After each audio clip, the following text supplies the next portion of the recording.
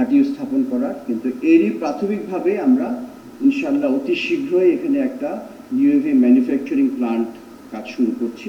প্রায় 1 বছর আগে আমি বগুড়া এসেছিলাম এবং তখন এখানকার রানওয়ের অবস্থা খুব খারাপ ছিল এবং ইমিডিয়েটলি আমরা তখনকার জনপ্রশাসনকে সাথে নিয়ে এবং এখানকার যারা গণ্যমান্য ব্যক্তি আছেন সবাইকে আমরা সাথে নিয়ে এখানকার জন্য আমরা অতি দ্রুতভাবে আমাদের রানওয়ে মেরামত করেছি এবং আল্লাহর রহমতে এখানে ফ্লাইং ফিরে এসছে। এখানে ফ্লাইং বন্ধই হয়ে গিয়েছিল প্রায়।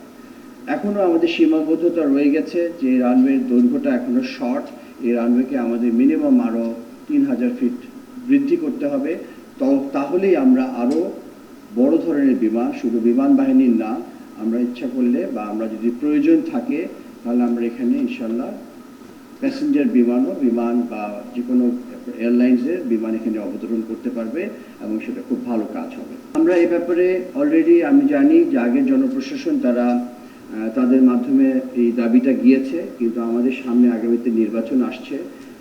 বিভিন্ন কারণে, বিভিন্ন সীমাবদ্ধতার কারণে আমরা এর চেয়ে এগোতে পারিনি এর মধ্যে, কিন্তু আমার বিশ্বাস যে আগামী নির্বাচনের পরে নবনির্বাচিত সরকারের মাধ্যমে আমরা এটা আরো এগিয়ে নিয়ে যেতে পারবো। 72 ঘন্টা ময়েশ্চার লক সমৃদ্ধ লিলি বডি ওয়াশ, শিয়া বাটারের গুডনেস স্কিন রিপেয়ার করে রাখে সফট ও গ্লোয়িং। এখানে বলে রাখা খুবই জরুরি যে বগুড়া একটা আসলে ভূ রাজনৈতিকভাবে অত্যন্ত ইম্পর্টেন্ট একটা জায়গা। এটা আমাদের বাংলাদেশের অলমোস্ট একদম মধ্যখানে অবস্থিত। পুরো বাংলাদেশকে যদি ধরি তাহলে প্রায় মাঝামাঝি আমাদের এটা অবস্থিত এবং এখানে আমাদের অনেক আগে থেকেই বিমান বাহিনী, এখানে সেনাবাহিনীর বিরাট ক্যান্টনমেন্ট আছে, কিন্তু এই উত্তরাঞ্চলে বিমান বাহিনীর সেরকম কোনো ফুটেজ ছিল না, যেটা কিন্তু ঢাকা থেকে আমরা কন্ট্রোল করছিলাম। সো এখন এখানে একটা যদি আমাদের ভবিষ্যতে পরিকল্পনা যেভাবে আছে, আমরা আগেও চেয়েছিলাম, যে কোনো কারণেই আমাদের পরিকল্পনা বাস্তবায়িত হয়নি।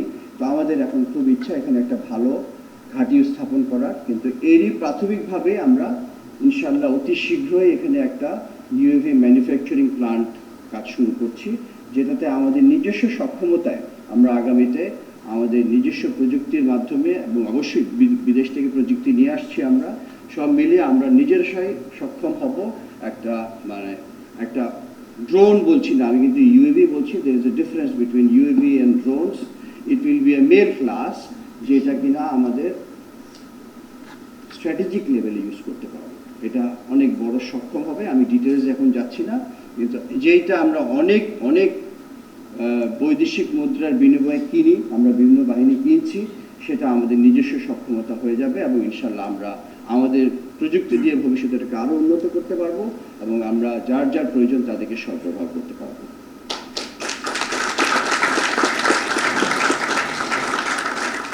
এছাড়াও আমি যেটা বললাম, আমাদের এখানে একটা পূর্ণাঙ্গ ঘাঁটির খুবই বিশেষভাবে প্রয়োজন এবং এই ঘাঁটিটা স্থাপিত হলে তাহলে আমাদের উত্তরবঙ্গ এবং উত্তরাঞ্চলের যে আমাদের রেসপন্সিবিলিটি রয়ে যায় সেটা আমরা পালন করছি। যেহেতু আমাদের অত্যাধুনিক রেডার এখানে এখন আছে, সাথে আমাদের যদি এখানে আমাদের মিনিমাম ফাইটার এয়ারক্রাফট বা যে কোনো ধরনের বিমানই আমরা এখানে আনতে চাই সেটা আনতে পারবো। তো সেটাও আমরা ইনশাল্লাহ কাজ করে যাব।